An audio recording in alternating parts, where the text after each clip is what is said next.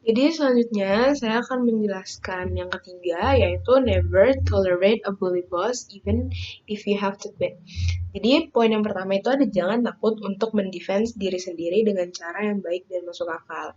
Jadi maksudnya mendefense diri sendiri itu misalkan nih kita disuruh melakukan pekerjaan sama bos kita. Kita sudah melakukan semua yang terbaik, udah sesuai sama apa yang dia mau, tetapi dia masih nyalah-nyalahin gitu loh. Misalkan ada yang dia nggak suka, ada yang dia nggak setuju sama apa yang udah kita kerjain. Tapi cara dia menyampaikan ketidaksukaan dia itu dengan cara yang nggak baik gitu loh. Maksudnya kayak nggak masuk akal gitu, kayak marah-marahnya nggak masuk akal. Nggak sesuai apa yang dia mau, kayak pokoknya ada aja gitu yang salahnya ya.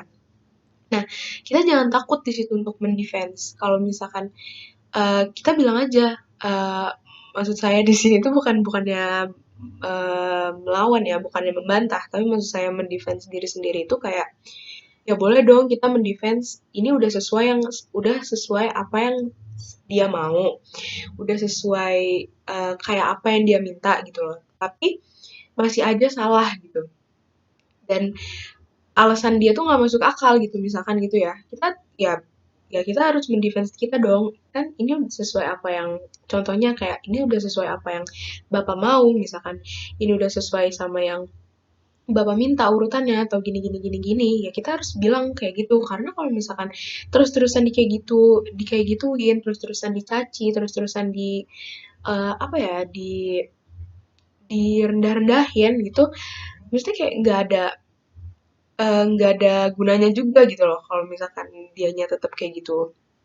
Nah, terus yang kedua, berani untuk speak up jika kita merasa benar. Jadi misalkan dia bos kita ya, misalkan contohnya bos kita itu nyuruh kita melakukan sesuatu dan atau mungkin kita lagi melakukan apa gitu dan kita tetap dihujat-hujat nih, maksudnya kayak tetap em, kata-katain sama bos kita.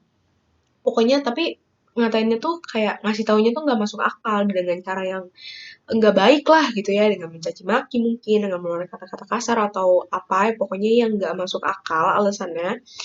Dikritiknya dengan cara seperti itu dan bisa menyinggung ya, maksud saya menyakitkan, kita speak up aja.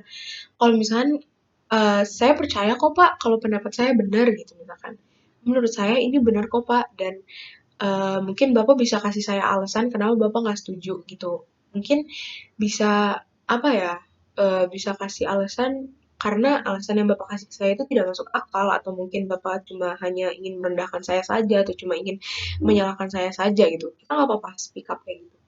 Tapi mungkin kita bisa ambil sisi positifnya ya dari kritik-kritik dia mungkin emang ada yang kita salah atau gimana. Terus yang ketiga itu ada respond with simple and factual statements. Maksudnya di sini itu kita eh, kita ngerespon, kita nggak usah banyak bicara. Maksudnya kita omongin aja apa yang menurut kita itu fakta dan eh, jangan jangan merendahkan dia juga. Kita menghadapi kritik seperti itu, kritik-kritik yang kayak bully boss atau bos-bos yang merasa dirinya selalu benar atau gimana, kita tetap harus respon ya with simple and factual statement. Jadi kita omongin aja sesuai fakta. Jangan jangan apa ya, jangan diem aja. Kita boleh terima kritik-kritik yang menurut kita bisa jadi pelajaran dan tapi kita juga harus bisa ngedefense kayak yang saya bilang tadi. Kita juga nggak boleh terus-terusan diinjek-injek kayak gitu, kita juga nggak bisa gitu. Dan yang keempat, don't making excuses about their atrocious behavior. Jadi kita nggak boleh selalu bikin alasan kayak bos kita misalkan. Dia selalu mengkritik kita dengan cara yang nggak baik gitu loh. Dengan cara marah-marah terus, tetap salah terus, apa-apa salah, apa-apa salah. Kita nggak boleh selalu ngasih alasan kayak, oh mungkin bos saya lagi capek, oh mungkin bos saya lagi ada masalah, oh mungkin bos saya lagi banyak kerjaan atau gimana-gimana. Kita nggak boleh making excuse kayak gitu, karena kalau terus-terusan kayak gitu pun si bos kita ini atau orang ini nggak bakal nyadar gitu loh, bakal ngasih terus-terusan kritik kayak gitu ke kita, terus tetap nggak ke kita doang ya, maksudnya ke pegawai-pegawai yang lain juga tuh dia bakal tetap kayak gitu karena nggak ada yang speak up, nggak ada yang berani ngedefense diri kalau misalkan dikritik kayak gitu. Jadi eh, jangan selalu making excuse dia berlaku seperti itu gitu loh. Terus yang kelima itu talk in private. Jadi kalau misalkan kita ada masalah sama siapapun, kita dikritik sama siapapun, kita harus talk in private. Jadi ngomongnya itu face to face ya, kayak ngomong berdua doang. Karena biasanya bully boss itu kalau di keramaian dia biasanya itu memanipulasi. Jadi seolah-olah kita yang salah gitu loh, kita yang dikritik. Ya, jadi dia kalau misalkan di publik dia merasa ada kekuatan gitu loh, kayak merasa ada audiens gitu loh. Jadi dia seolah-olah kita yang salah, padahal seharusnya kita yang nges apa ya, membicarakan yang sebenarnya gitu loh.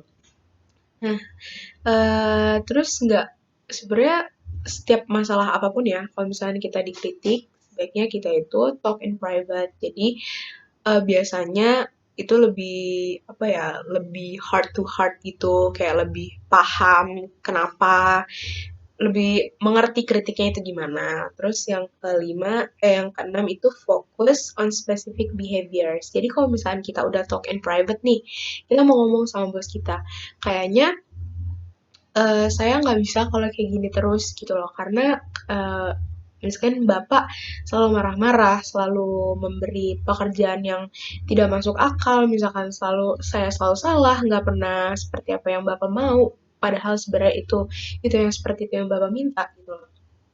Nah, di situ kita jangan menjabarkan kemana-mana, kita fokus aja ke situ. Mungkin seperti yang saya bilang tadi, kayak bapaknya suka marah-marah atau gimana gimana gimana gimana. Jangan malah memperpanjang, malah memperlebar jadi kemana-mana gitu loh.